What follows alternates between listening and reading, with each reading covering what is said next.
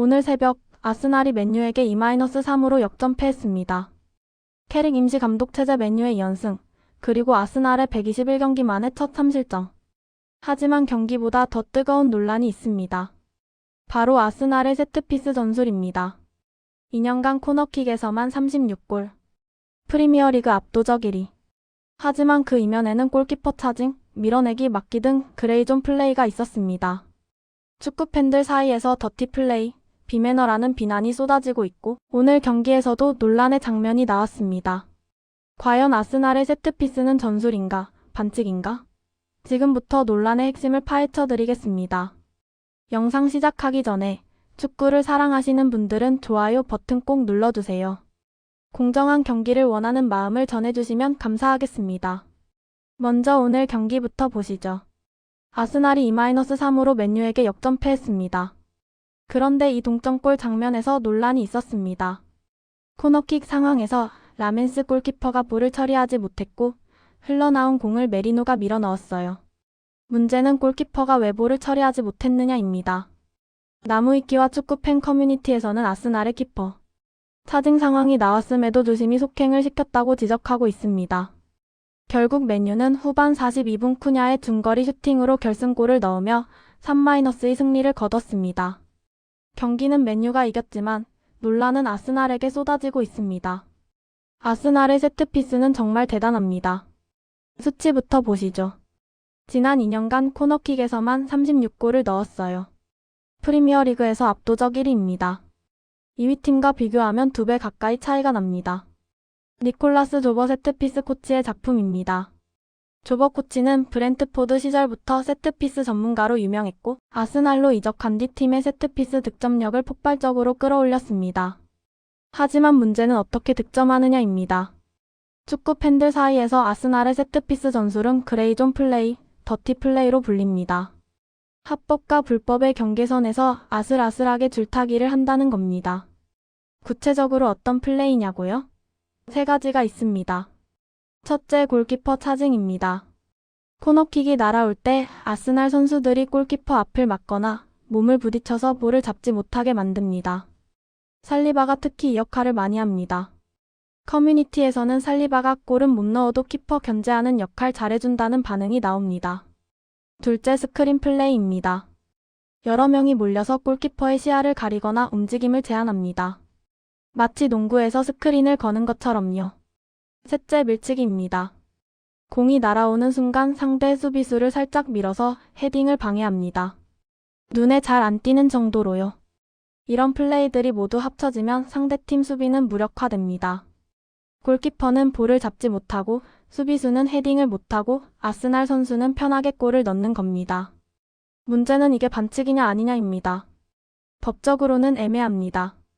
명백한 파울이 아니면 주심이 휘슬을 불지 않거든요. 실제로 오늘 경기에서도 주심 사이먼 후퍼는 관대한 판정을 내렸습니다.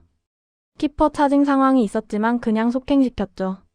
과거에도 비슷했어요. 시즌 초 맨유와의 1라운드 경기에서도 아스날의 키퍼 차징 상황이 나왔음에도 상황을 지켜보기는커녕 속행을 시켜버렸다는 기록이 있습니다. 아스날 레전드 토니 아담스도 비판에 가세했습니다. 아스날이 골키퍼 방해와 관련된 상황에서 관대함을 누리고 있다고 직접 말했어요. 자기 팀 레전드가 비판할 정도면 문제가 있는 겁니다. 맨유 주장 페르난데스는 이렇게 말했습니다. 차징을 하고 점프를 못하게 하면 골키퍼가 곤란해진다. 완곡하게 표현했지만 아스날의 플레이를 비판한 겁니다. 온라인 반응은 더 직설적입니다.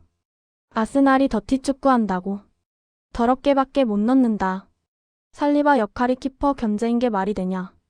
이거 축구가 아니라 레슬링이다. 심지어 아스날 팬들 중에서도 이런 식으로 골 넣는 게 자랑스럽지 않다는 목소리가 나옵니다. 그럼 왜 주심들은 이걸 막지 않을까요? 몇 가지 이유가 있습니다. 첫째, 판단 기준이 애매합니다. 어디까지가 정당한 몸싸움이고 어디부터가 파울인지 명확하지 않아요. 둘째, 빠르게 일어납니다. 코너킥 순간은 12초 만에 끝나거든요. 주심이 모든 걸 다 보기 어렵습니다. 셋째, 아스날이 교묘합니다. 명백한 반칙처럼 보이지 않게 아슬아슬하게 경계선을 넘나듭니다. 넷째, 일관성 문제입니다. 한 번 봐주면 계속 봐줘야 하고 한 번 불면 계속 불어야 하는데 주심마다 기준이 다릅니다. 그럼 다른 팀들은 뭐 하고 있냐? 대책을 세우고 있습니다. 첫째, 골키퍼 보호에 집중합니다. 골키퍼 앞에 수비수를 배치해서 아스날 선수들이 접근하지 못하게 막습니다. 둘째, 영상 판독을 요구합니다. VAR로 키퍼 차징 여부를 확인해달라고 주심에게 어필합니다. 셋째, 똑같이 합니다. 아스날이 하면 우리도 한다는 식으로 맞대응하는 팀들도 있어요. 하지만 근본적 해결책은 아닙니다. UFA와 프리미어리그가 나서야 합니다. 세트피스 상황에서의 골키퍼 방해 기준을 명확히 하고 주심 교육을 강화해야 해요. 실제로 UFA는 최근 세트피스 상황에서 골키퍼를 의도적으로 방해하는 행위는 파울이라는 지침을 내렸습니다. 하지만 적용이 일관되지 않고 있어요. 프리미어리그도 마찬가지입니다. 지침은 있지만 주심들이 제각각 판정합니다. 아스날 입장도 들어봐야 합니다.